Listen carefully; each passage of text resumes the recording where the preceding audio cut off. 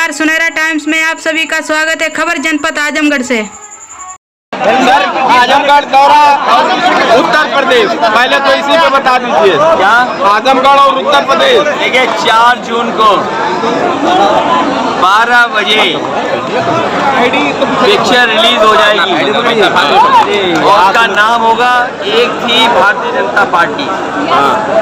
लगातार जनता का गुस्सा बढ़ता चला जा रहा है और साथ में चरण आते आते आप देख लेना, साथ में आसमान पर होगा पूर्वांचल की जनता और खासकर इन 2 चरणों की जनता भारतीय जनता पार्टी को कभी स्वीकार नहीं कर सकती। इन्होंने आरक्षण खत्म कर दिया, इन्होंने नौकरियां नहीं दी। जो समय समय पे बुलडोजर लेकर के घूमते थे, उन्होंने जानबूझ करके पेपर लीक कराया। आखिरकार एक भी पेपर लीक कराने वाले की जानकारी नहीं हुई, न उस पर बुलडोजर चला। और जो लोग 400 पार की बात कर रहे थे, वो 400 हारने जा रहे हैं। और 400 पार को भी अगर हम समझें गिनती, तो इसका मतलब यह है कि 400 पार जितनी सीटें थी वो जीतने जा रहे हैं। अगर हम कहें नदिया के पार, सड़क के पार, या हम कहें इसके उस पार, तो क्या हुआ कि उसके बाद कितनी सीटें, तो उसके बाद तो केवल बनती हैं 143 सीटें। और यकीन करना 140 करोड़ जनता इस बार इन्हें 140 सीटों के लिए भी दर्शा देगी। और जो कहते हैं शहजादे कहना थक नहीं रहे हैं। इस बार शहजादे उन्हें शह देने वाले हैं और ऐसी मात देंगे कि आप देखिएगा उनकी गिनती कहाँ पहुँच जाती है नीचे। जैसे मुद्दे को हटाकर जैसे मुद्दे हटाकर हिंदू देखिए उनकी वही घिसी पिटी कहानी, वही उनके थके हुए डायलॉग, जनता इनकी कहानी सुनना नहीं चाहती।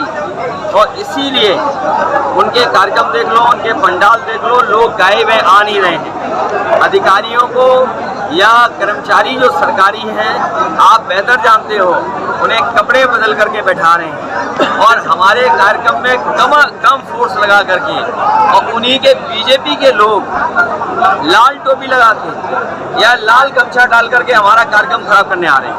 परिवारवाद कर रहे हैं कि परिवार तक ही सीमित रह जाए। देखिए जो लोग परिवारवाद कह रहे हैं, उन्हें कम से कम यहाँ किसी मंदिर में जाके संकल्प ले लेना चाहिए। वो कि किसी परिवार वाले को टिकट नहीं देंगे और किसी परिवार वाले से वोट नहीं मांगेंगे। आप लोग लगातार महंगाई बेरोजगारी की बात कर रहे हैं। जिस पूर्वांचल के चुनाव आते ही बीजेपी जो है कहने लगी अगर इंडिया अलायंस के लोग आएंगे तो हिंदू खतरे में हो जाएंगे। देखिए कोई खतरे में नहीं है।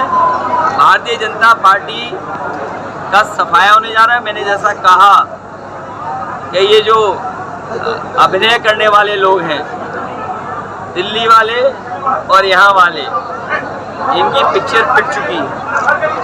इनकी कोई पिक्चर देखना नहीं चाहता, शो में जाना नहीं चाहता इनके। और ये लोग पूरी तरह हारने वाले हैं क्योंकि जनता के लिए इन्होंने कुछ नहीं किया। दलित कितना सपोर्ट कर रहे हैं इंडिया गठबंधन को? देखिए मैं बहुजन समाज के लोगों से कहूँगा, और मुझे खुशी है इस बात की कि हर चरण में बहुजन समाज के लोग बढ़ चढ़ करके संविधान बचाने के लिए आगे खड़े हो गए। इसीलिए लोकतंत्र बचाने के लिए और संविधान बचाने के लिए सब लोग आए। मैं बहुजन समाज से भी विशेष अपील करूंगा कि वो आए और बाबा साहब का दिया हुआ संविधान है उसको बचाएं। पीएम मोदी लगातार 2 बार दौरा कर चुके हैं और सीएम लगातार 3 बार दौरा करके गए हैं। उनका लगातार यही भाषण आता है कि सपा ने आजमगढ़ को आतंकगढ़ बना दिया था और हमने 10 साल में बहुत कुछ आजमगढ़ में बदला है। देखिए इन दोनों नेताओं को दिखाई नहीं दे रहा है, पता नहीं क्या है। ये जो पूर्वांचल एक्सप्रेस वे है, आपसे बेहतर कौन जानेगा। यहाँ का मेडिकल कॉलेज है, यहाँ की हवाई पट्टी है, यहाँ का एग्रीकल्चर कॉलेज है, यहाँ पे सब स्टेशन हैं, जिला अस्पताल है, 100 बेड हॉस्पिटल है, एम्बुलेंस है आपके, और तमाम सुविधाएं जो दी गई थी वो समाजवादियों की देन है। फिर को देख के क्या लग रहा है आजमगढ़ में? सब प्रधानमंत्री भटौली गाँव के लोगों का भी बहुत बहुत धन्यवाद। भटौली गाँव के लोगों का धन्यवाद जो हमेशा अपनी जगह देते हैं जहाँ कार्यक्रम का आयोजन रहता है। कटौली की जनता को धन्यवाद। जब भी कार्यक्रम हुआ है बैठौली हमारे पास एक पक्ष बढ़ावा आया। अच्छा अगले भैया चुनाव बाद मिलेंगे। चुनाव संपन्न हो चुका है। इंडिया गठबंधन कितने सीटों से आ रहा है?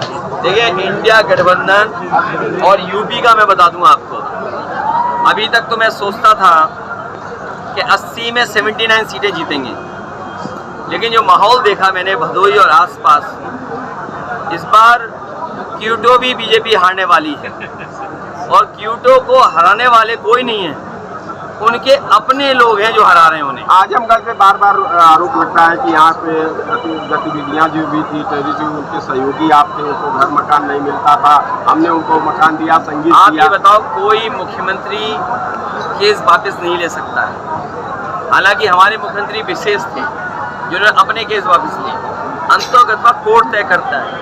इन्हें बताना चाहिए कि पेपर लीक में इतने नौजवान नौकरी करना चाहते थे, आपने उनका जीवन क्यों बर्बाद कर दिया?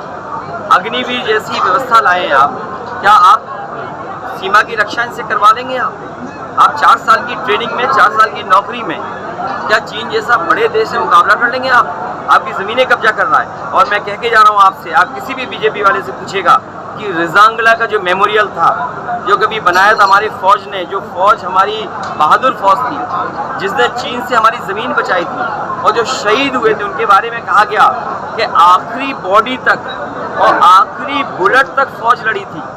आखिरी आदमी जो फौज का था वो भी लड़ा और आखिरी बुलेट तक वो लड़ाई चली थी। दुनिया में ऐसी लड़ाई नहीं हुई, उसमें हमारे फौज के लोगों ने ज़मीन बचाई थी। वो बहादुर फौजियों के याद में मेमोरियल बना था, वो मेमोरियल छीन लिया चीन ने। लेकिन हमारे ये बहादुर लोग, बीजेपी के लोग चुप बैठे हुए हैं। क्या इनके पास है? इसलिए मैं कह रहा हूँ मंत्रिमंडल तो बदलेगा ही बदलेगा।